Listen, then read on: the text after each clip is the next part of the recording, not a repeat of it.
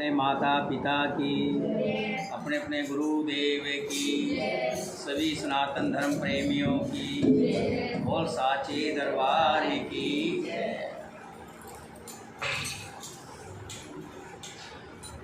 मैंने तो उसी से कर दी।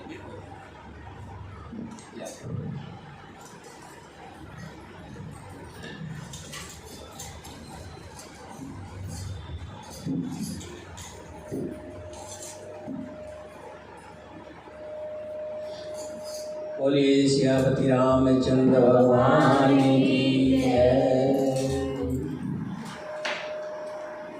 कल हम सुन रहे थे विश्वामित्र जी राजा दशरथ से दोनों भाइयों को मांग करके लेके आते हैं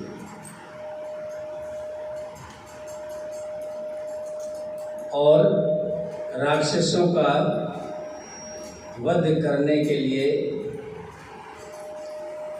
यज्ञ का रक्षा हेतु दोनों भाई विश्वामित्र जी के साथ आते हैं।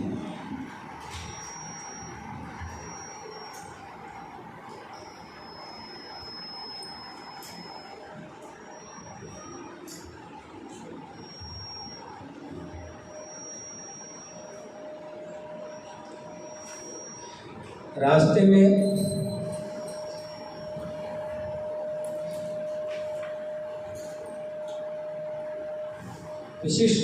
विश्वामित्र जी बताते हैं कि हे राम, ये वही वन है जहाँ पर ताड़का नाम की राक्षसी रहती है। किसी समय में यह वन मुनियों का क्षेत्र हुआ करता था। तमाम मुनि जो है आकर के यहाँ पर यज्ञ किया करते थे। ये बहुत ही पावन वन होता था। जब से ताड़का यहाँ आई है तब से यहाँ पर यज्ञ होने बंद हो गए हैं। अगर कोई साहस करके यहाँ ऋषि मुनि आ भी जाता है तो ताड़का और उसके दो बेटे मारीच और सुभाहु उस यज्ञ को विध्वंस कर देते हैं और संत मुनियों को कच्चा खा जाते हैं। अभी वो बातें कर ही रहे थे तो दूर से मनुष्यों की आवाज़ सुनकर के ताड़का दौड़ी हुई आई। विश्वामित्र जी ने कहा, हे राम, देखो दुष्टा इधर को ही चली आ रही है।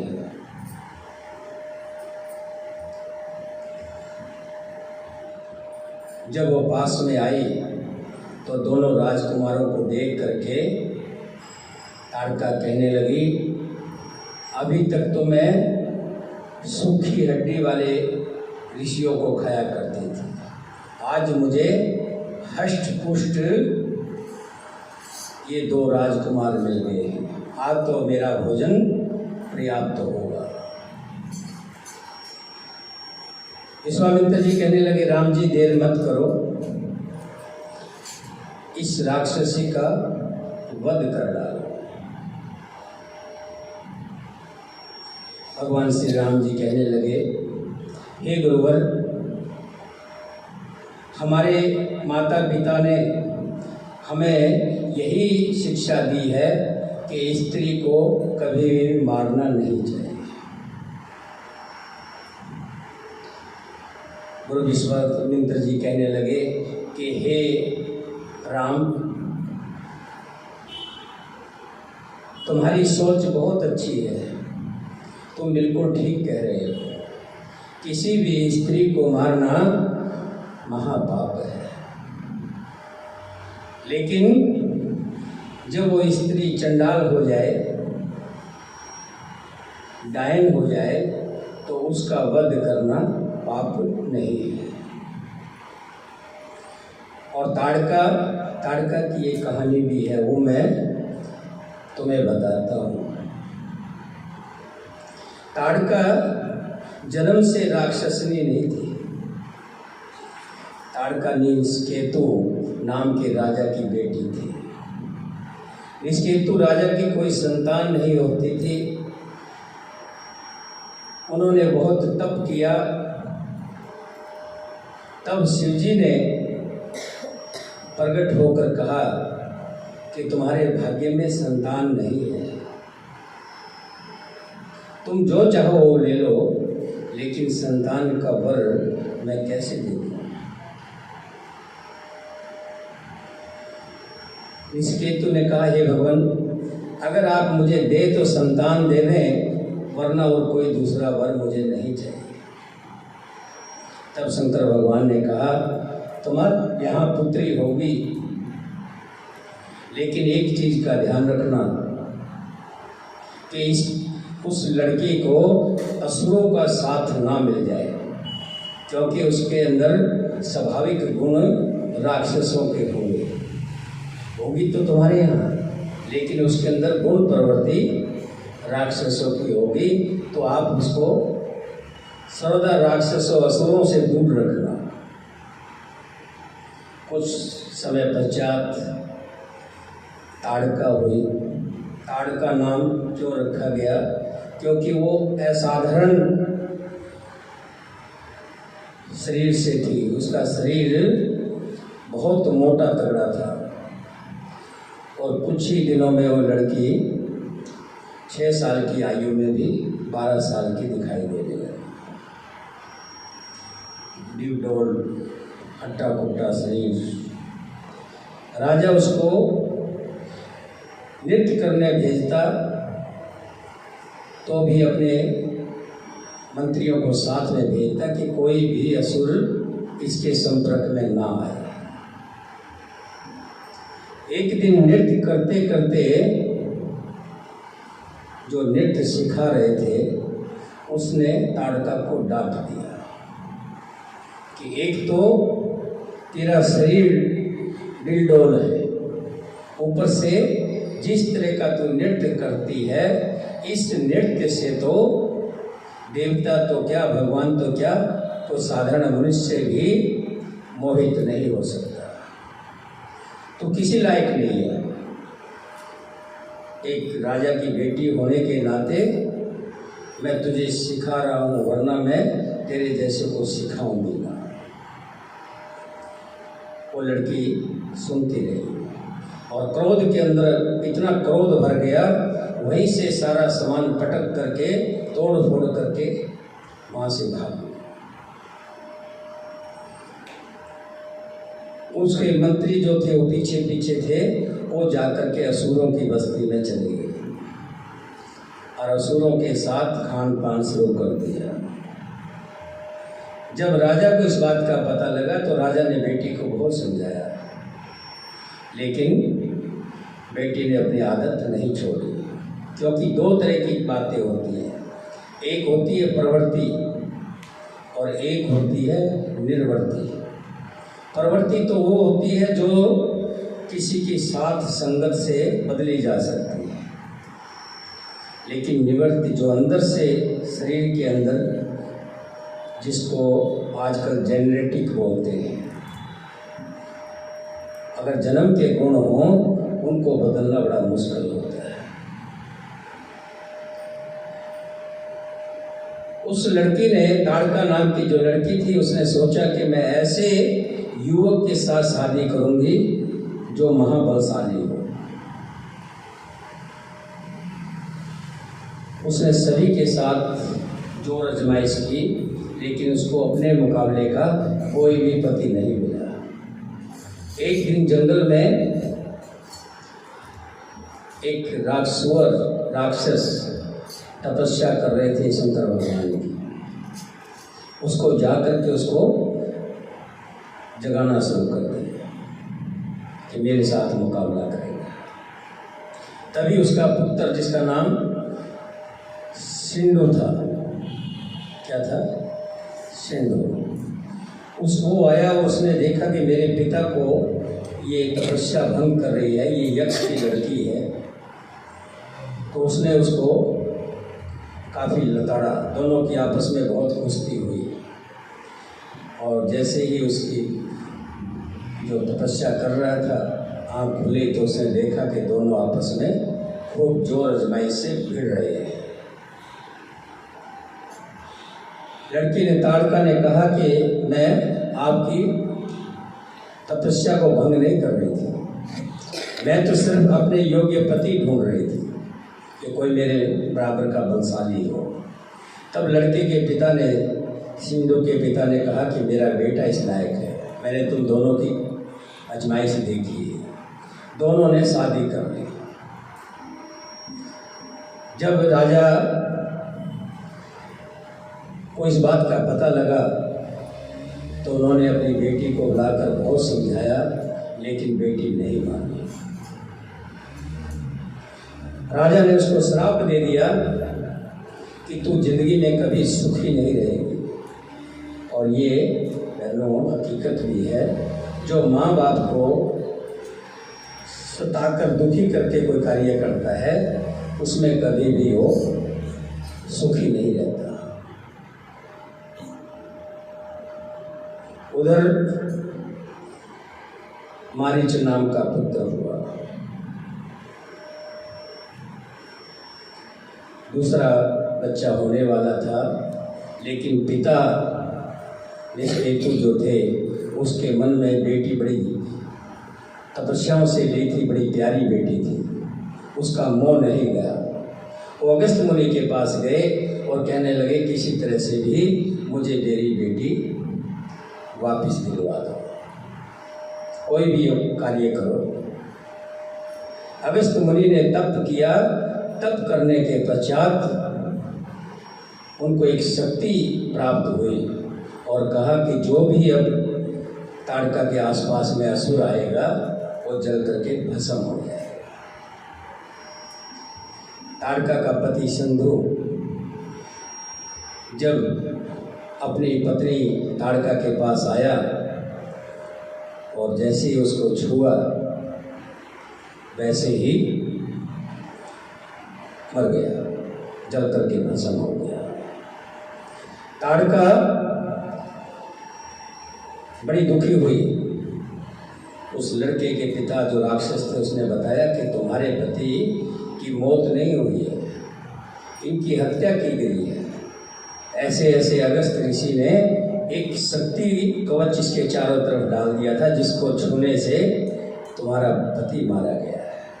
अब ताड़का ने प्रण कर लिया कि मैं अगस्त मुनि को मारे बगैर चैन से नहीं रहूँगा।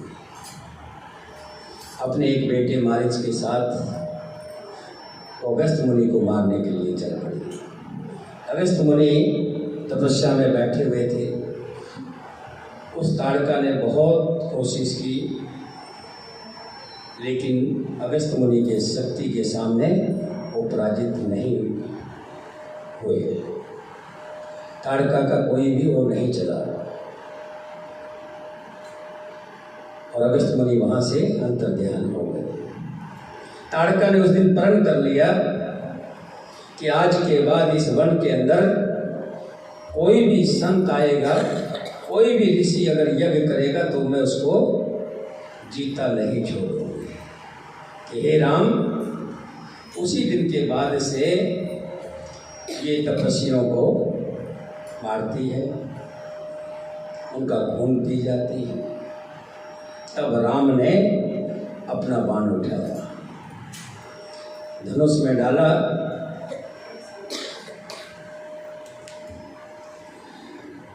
एक ही बाण प्राण हर लीना, दीन जानते ही निज पद दीना। भगवान श्री राम जी ने एक ही बाण में ताड़का के प्राण ले लिए। लेकिन दीन किस लिए? कि वो राक्षसनी नहीं थी, वो तो समय और वक्त के साथ राक्षसनी बनी। दीन समझ करके उसको अपना परम धाम दे दिया। तब ऋषि निज नाथ जिय चीनी, विद्या निधि को छु विद्या दीनी। ऋषि विश्वामित्र जी ने जान लिया,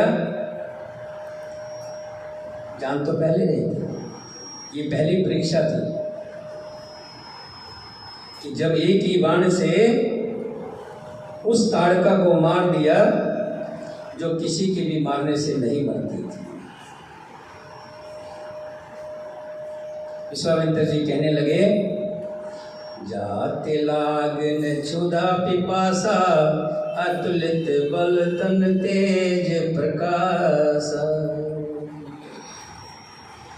कि हे राम, मैं तुम्हें ऐसी विद्या दूंगा, ऐसी विद्या सिखाऊंगा जिससे तुम्हें भूख और प्यास कभी भी नहीं सताएगी।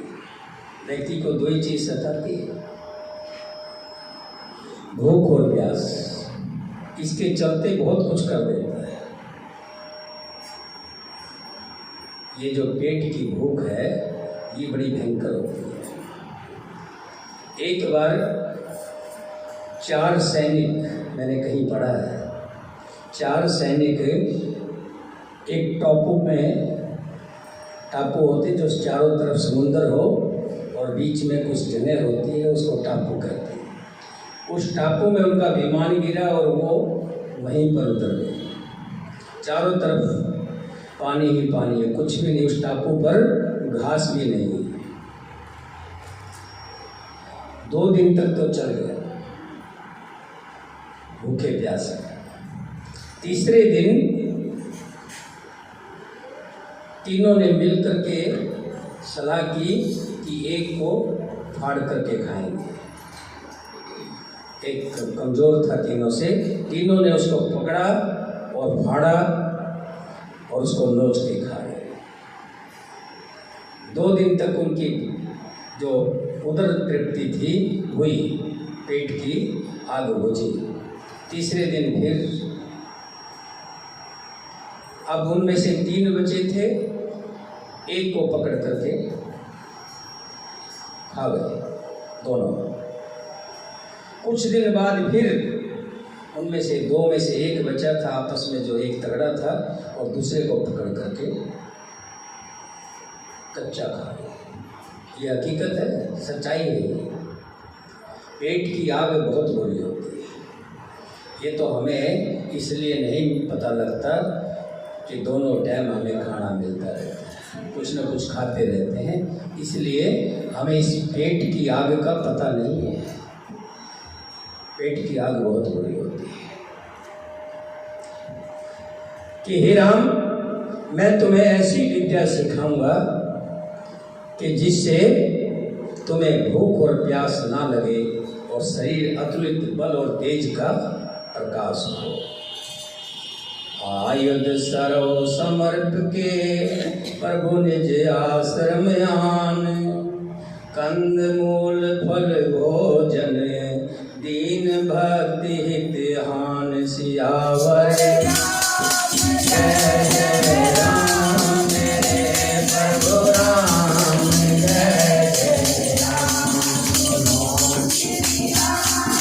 जय जय राम, मेरे प्रभु राम, जय जय राम। हरि धरौ सुरस अजर बिहारी, श्री राम जय राम, बोलो श्री राम जय राम। दीन दयाल निरत संहारी, रघुनाथ मम हरि।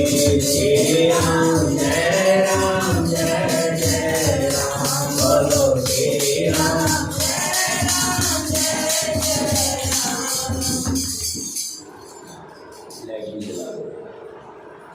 लाइट जला दो। फिर विश्वामित्र जी ने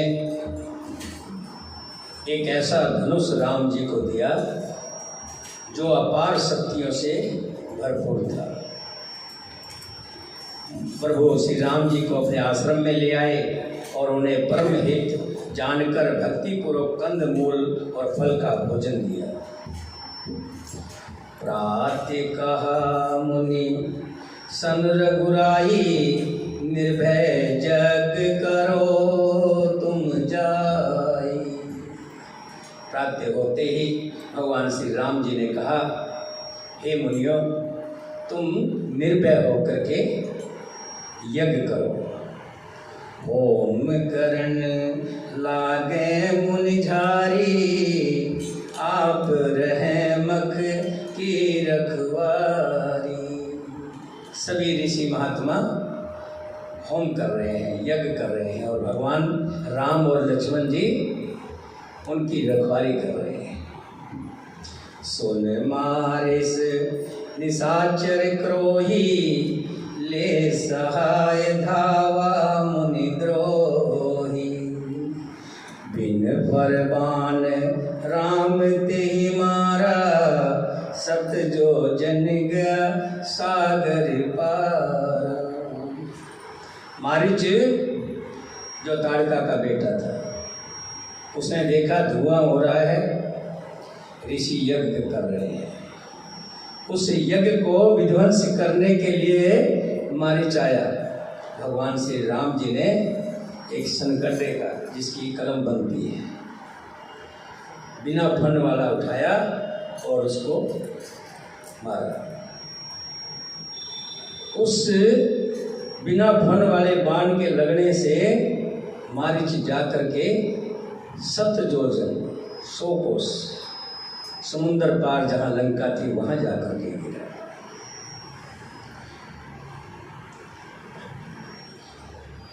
पावक सर स्वभाव पुनि मारा, अनुज निशाचर कटहि संघारा। फिर स्वभाव को अग्निबाण मारा।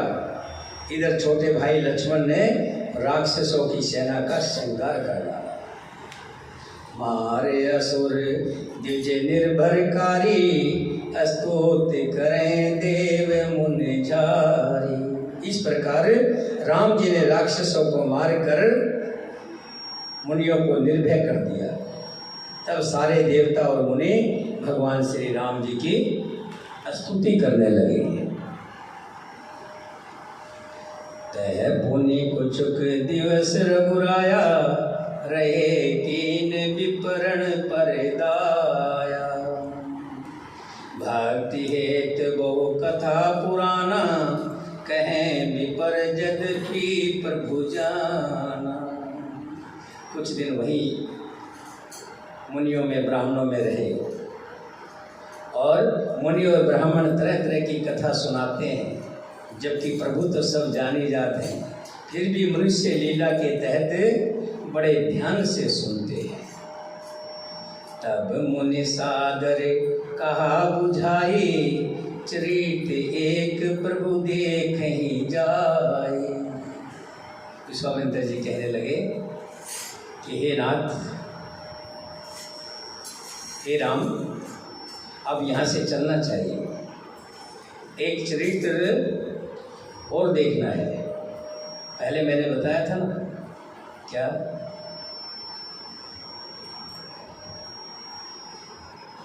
सोचो, ताड़का मरण और अहिला तरण और सीता वरण। अब पहला जो ताड़का मरण था वो तो हो गया। धनुष जग सुन रघुकुल नाथा, हर्ष चले मुनिवर के साथ।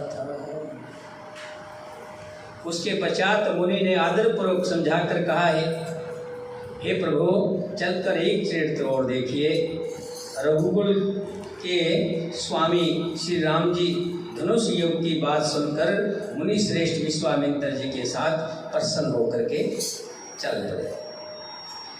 आश्रम एक दीख मगमाही, खग मृग जीव जंतु तहनाई।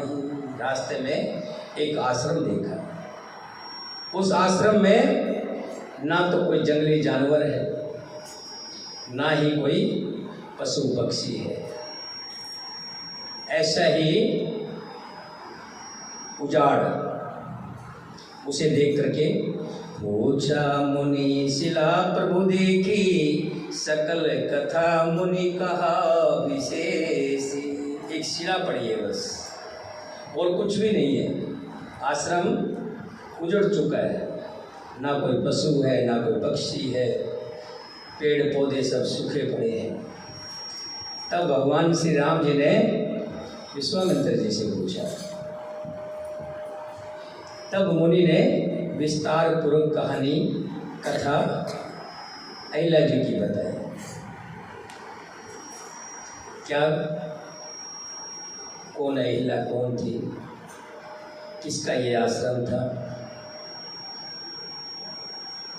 गुरु विश्वामित्र जी बताते हैं ये गौतम ऋषि का आश्रम है। यहाँ पर गौतम ऋषि और उनकी पत्नी अहिल्या दोनों रहते थे। दोनों में परस्पर बड़ा प्रेम था। उनकी शादी की कहानी भी एक अजीब है। उनकी शादी का जो रहस्य है वो भी बड़ा अजीब है। अहिल्या ब्रह्मा की पुत्री थी।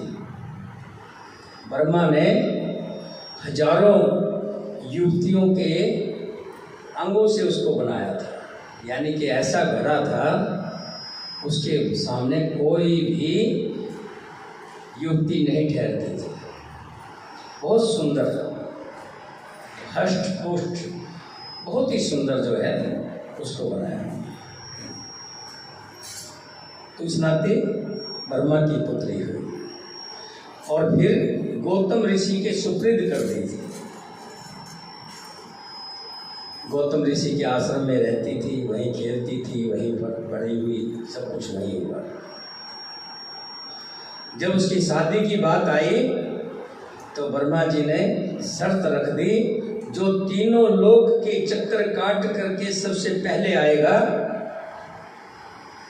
उसके साथ अहिल्या की शादी होगी। और इंद्र की नज़र बहुत दिनों से उस पर थी। इंद्र की ही क्या, संसार में कोई भी एक ऐसा नौजवान नहीं था जिसकी नज़र उस पर हो ना हो भी क्यों ना, बहुत ही अति सुंदर थी। ब्रह्मा जी ने अपने हाथों से उसको बनाया था। सभी तीनों लोगों के चक्कर काटने के लिए दौड़ रहे थे। और उधर आश्रम में एक गाय ने बच्चा दिया था, गाय ने बच्चा दिया था।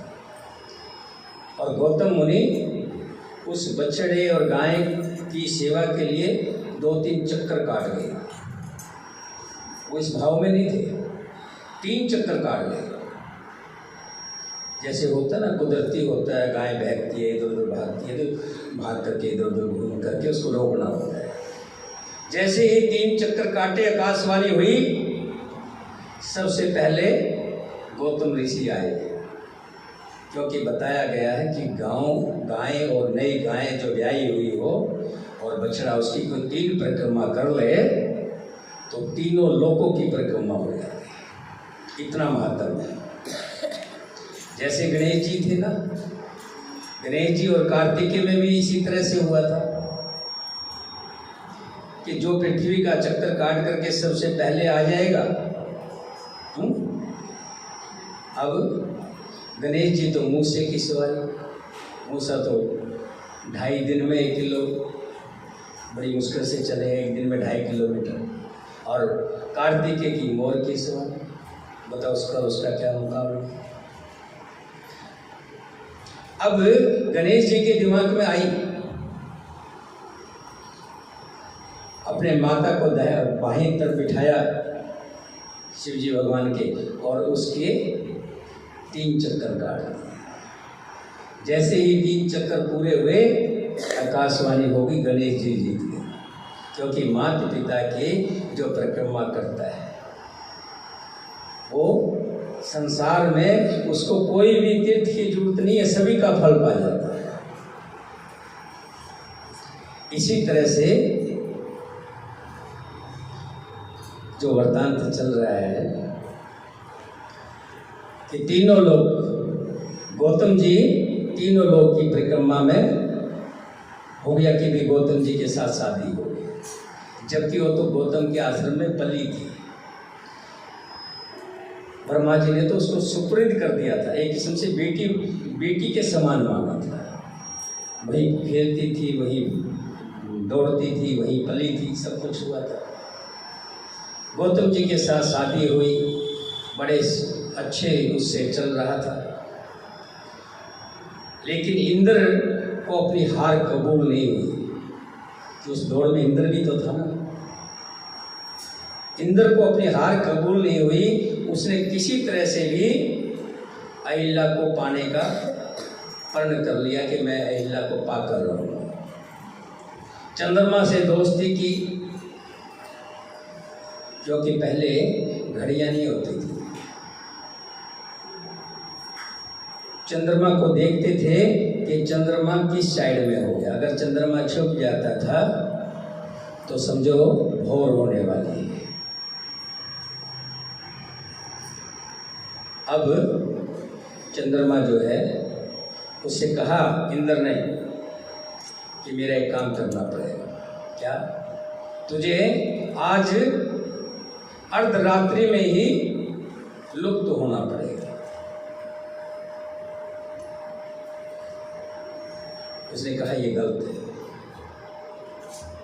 नहीं, तुम्हें मेरा कहना मानना पड़ेगा, क्योंकि मैं देवताओं का राजा हूं, इस नाते तुम्हें मेरी आज्ञा माननी पड़ेगी। चंद्रमा विवश हो गया।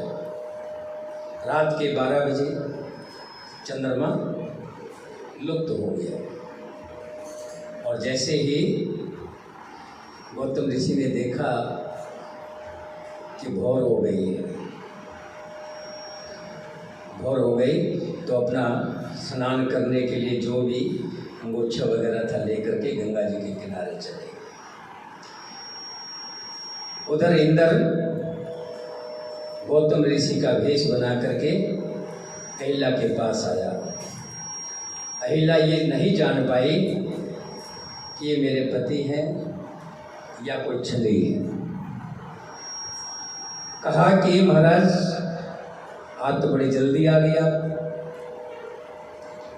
कहने लगा तुम्हारा दर्शन देखे तुम्हारा मेरी आज काम पिपासा जागृत हो गई और मैं तुम्हें देखे बिना नहीं रह पाया, इसलिए वापस आ गया।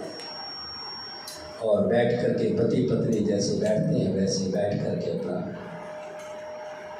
तभी काफी देर सोचने के बाद चंद्रमा ने कहा कि ये तो बड़ा अनर्थ हो रहा है। वो उदय हो गए। ऋषि ने जब देखा, अरे ये तो अभी लुप्त थे, अब कैसे उदय हो गए? इसका मतलब अभी रात है। मैं तो गंगा जी को बिना मतलब ही जगा रहा था, गंगा जी तो सो रही है। वापिस घर आए, घर आकर के अपनी पत्नी को दूसरे मनुष्य के साथ लिप्त देखकर क्रोधित हुए और इंद्र भी डर गया। इंद्र ने तुरंत अपने असली रूप में आ गया और प्रार्थना करने लगा, माफी मांगने लगा। लेकिन गौतम ऋषि ने उसे श्राप दे दिया कि तू जाकर के नपुंसक हो जा, आज के बाद तू नपुंसक ही रहेगा।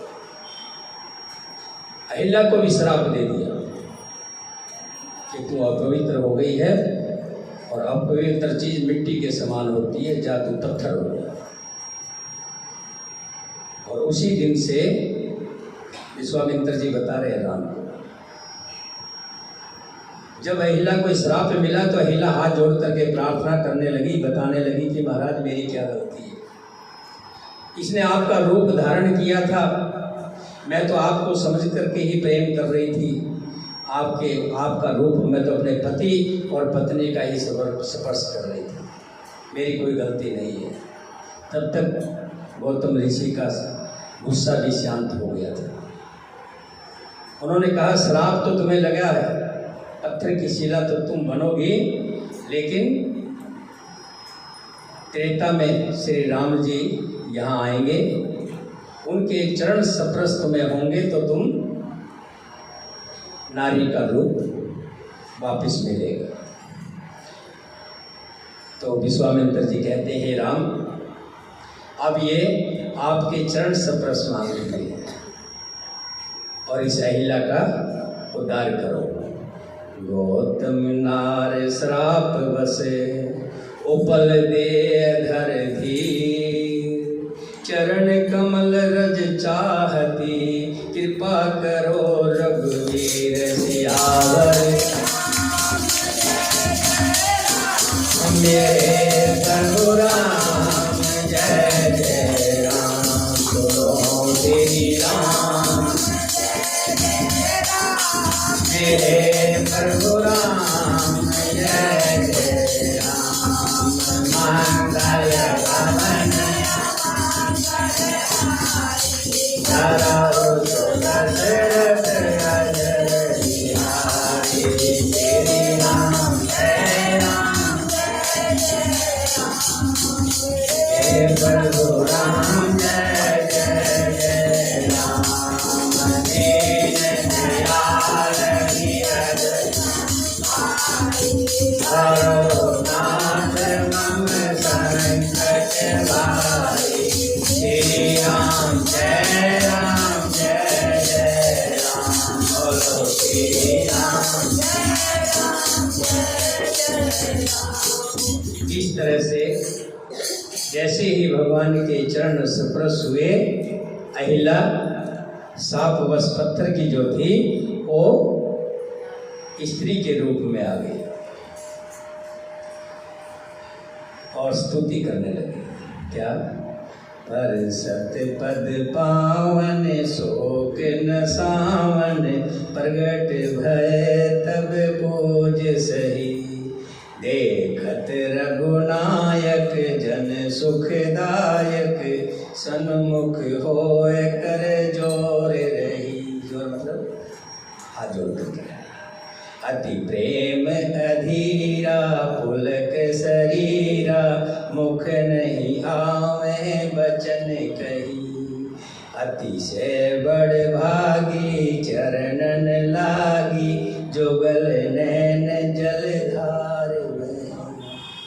भगवान के चरणों में पड़ो, आंखों से अश्रुओं की धार गिर रही है। धीरज मन कीना प्रभु कहो चीना, रघुपति कृपा भक्ति पाई। अति निर्मल वाणी स्तुति ठानी, ज्ञान गमे जय रघुराई। मैं नारे अपावन प्रभु जग पावन, रावण रिपुजन सुखदाई। राजीव विलोचन भय भय मोचन, पाय पाय शरणाय आई। हे राम, हे भगवान, आप त्रिलोकी के नाथ हैं, आपने मुझ पर दया की है। मैं आपकी शरण में आई हूँ, मेरी रक्षा कीजिए, रक्षा कीजिए। मुनि श्राप जो दीना, अति भल कीना, परम अनुग्रह में माना। अब अहिल्या क्या कह रही है? मुनि श्राप जो दीना, अति भल कीना। कि मुनि ने जो श्राप दिया वो बहुत अच्छा किया। क्यों? अगर मुनि श्राप ना देते तो मैं आपके दर्शन कभी नहीं कर पाते। मुनि श्राप जो दीना, अति भल कीना, परम अनुग्रह मेहमाना। देखूं भर लोचन हरि भव मोचन, यही लाभ शंकर जाना। विनती प्रभु मोरी मैं अति भोरी, नाथ ने मांगो वरयाना। पद कमल परागा रस अनुरागा, मम मन मधुप कर पाना। जेहि पद सुर श्रीता परम पुनीता, प्रगट भई शिव शीस धरी। सोई पद पंकज जेहि पूजत, अज मम सिर धरो कृपाल हरि। एही भांत सिधारी गौतम नारी, बार बार हरि बचन चरण परी। जो अति मन भावा सो बर पावा, गे पति लोक आनंद भरी। भगवान के चरणों की विनती करके अपने पति के लोक में अहिल्या चली गई। अस प्रभु दीन बंद हरि, कारण रहित दयाल। तुलसीदास सठते भजे, छाड़ कपट जंजाल। प्रभु श्री रामचंद्र जी ऐसे दीन बंधु और बिना ही कारण दया करने वाले हैं। तुलसीदास जी कहते हैं, हे सठ, हे मूर्ख, तू कपट जंजाल छोड़कर भगवान श्री हरि को क्यों नहीं बजता है? क्योंकि जो श्री हरि का हो जाता है उसके पास कोई कष्ट आते ही नहीं। बहुत से लोग कहते हैं कि भक्ति जो करता है भक्तों को कष्ट आते हैं, लेकिन ये उनकी भूल है, ये उनकी भूल है। पानी में कभी आग नहीं लगती, लगती है क्या? पानी तो आग को बुझाता है। और कोई तर्क दे कि पेट्रोल डाल दो तो आग लग जाएगी, कुछ क्षणों के लिए होता है। कुछ मतलब कि जहाँ हजारों आग के उफान निकलते हैं, पानी में 1 सेकंड के तो लिए लग सकती है, दूसरे सेकंड में बुझ जाएगी। इसी तरह से भगवान की भक्ति करने वाले को कभी भी कष्ट नहीं आता, उसके कष्ट हट जाते हैं। लेकिन हम कभी बार सोचते हैं कि हमें कष्ट आ गया, मैं तो भगवान की भक्ति करता था। लेकिन भगवान जानते हैं इस बात की, अगर भगवान के भक्त को कष्ट आया तो लोगों में गलत प्रभाव जाएगा, लोग मेरी भक्ति को छोड़ देंगे, कौन करेगा भक्ति? एक बार की बात है, एक भगवान का प्रेमी भगत था। भगवान का प्रेमी भगत भगवान की भक्ति करता था और भक्ति करते करते काफी साल बीत गए, उसके कोई भी संतान नहीं हुई। वो बड़ा दुखी था इस बात से कि मेरी संतान नहीं हो रही है। तो एक दिन महादेव जी और पार्वती जी उधर से गुजरे। पार्वती कहने लगी कि हे भगवान, आपका कितना बड़ा भक्त है तो इसको संतान नहीं। शंकर भगवान कहने लगे, मैंने संतान इसको इसीलिए नहीं दी कि ये मेरा भगत है। ऐसा? हाँ, क्योंकि जो इसके यहाँ संतान होनी है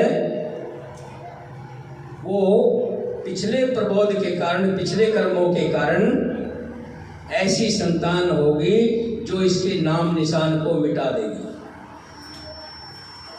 राक्षस प्रवृत्ति की संतान होगी और ये मेरा भगत है। अब मैं बताओ इसको संतान कैसे दे दो? पार्वती कहने लगी, नहीं, मैं नहीं कुछ दिया, तुम इनकी आत्मा की तृप्ति करो, एक बार संतान तो दो, जब बड़ी होगी तब उसको हटा लेना, तुम्हारे तो हाथ में है, मार देना। कम से कम 10, 12, 15 साल तक का तो अभी वो बच्चा इतना कुछ थोड़ा करेगा, जो भी कुछ करेगा तो बड़ा होके करेगा ना। कम से कम 15 साल तक तो ममता का सागर भरा रहेगा ना, इनका घड़ा भरा रहेगा। चलिए, पार्वती नहीं मानी तो संतान हो, 9 साल की होगी, 10 साल की, 15 साल की, 15 साल के में उसने क्या करना शुरू कर दिया था, स्कूल से पेंसिल चुरानी शुरू कर दी थी, हैं? किसी बच्चों को मारना पीटना शुरू कर, वो लक्षण आने शुरू हो गए थे जो आगे चल कर के डाकू बनता, बहुत बड़ा आतंकवादी बनता। मर गया, सब रोना पिटना मच गया। सभी लोग आए, देखो भगवान के कितने भगत थे, भगवान ने इनके साथ कितना बड़ा अन्याय किया, कितना बड़ा अन्याय किया। जवान बेटा जिसका चला जाए, इससे बड़ा अन्याय क्या होगा कि भगवान के घर में अंधेर ही अंधेर है। लोग तो कहते हैं देर है अंधेर नहीं, हम तो कहते हैं अंधेर ही अंधेर है। कोई भी इस बात को मानने के लिए तैयार नहीं हो रहा, सब भगवान को कोस रहे हैं। तब शंकर भगवान ने दर्शन दिए उस पंडित जी को, उस भगत को, सारी बात बताई, उसके मन को शांति दिलाई, तब जाकर के उसका मन रुका। कई बार हम सोचते हैं भक्तों को कष्ट आते हैं, ये कष्ट तो हमारे पिछले जन्मों के हमारे किए हुए अपराध हैं, कहीं ना कहीं गलती हुई होती है हमसे। ऐसे ही दो मित्र थे, वो जा रहे थे। एक कहता भाई मैं तो कथा सुनूंगा, सत्संग सुनूंगा। एक कहता भाई मैं सत्संग वगैरह में क्या रखा है, मैं तो वहाँ डांस हो रहा है वहाँ जाऊँगा। जो लड़कियाँ बन के नृत्यकी बन के नाचती है ना, वहाँ जाओ। वो उधर चला गया, उधर कथा सुनने बैठ गया। जो नृत्यकी का डांस देख करके आ रहा था, उसको रास्ते में 2000 रुपये का नोट मिला, और जो भगवान का भगत था उसके पैर में इतनी बड़ी लोहे की कील लग गई। वो लंगड़ाता हुआ आ रहा है, खून टपक रहा है। वो दूसरा मिला, अरे मुझे तो 2000 का नोट मिला। दोनों संत के पास गए।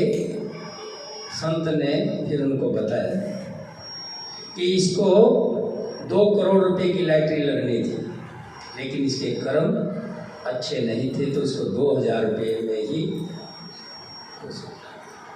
और इसको आज ये जो सूल लगी है, कील लगी है, इसको आज फांसी होनी थी। इसके कर्म सत्कर्म थे तो इसको एक कील लग करके काम चल गया। कई बार हम सोचते हैं कि भगत को कष्ट आ गया, तकलीफ आ गई, दुख आ गई। भगवान की भक्ति में कभी दुख नहीं आता, पानी में कभी आग नहीं लगती।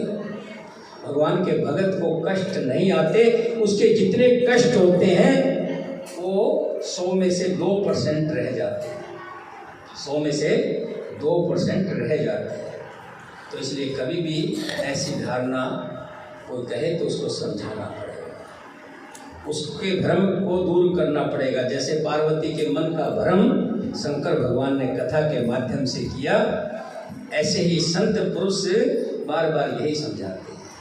बोलिए सियापति रामचंद्र भगवान की, सीता माता की, भरत शत्रुघ्न की, वीर लक्ष्मण की, वीर हनुमान की, और साचे दरबार की। आज पानी बहुत भरा हुआ था, अभी वहाँ से आए रोहतक रोड से, तो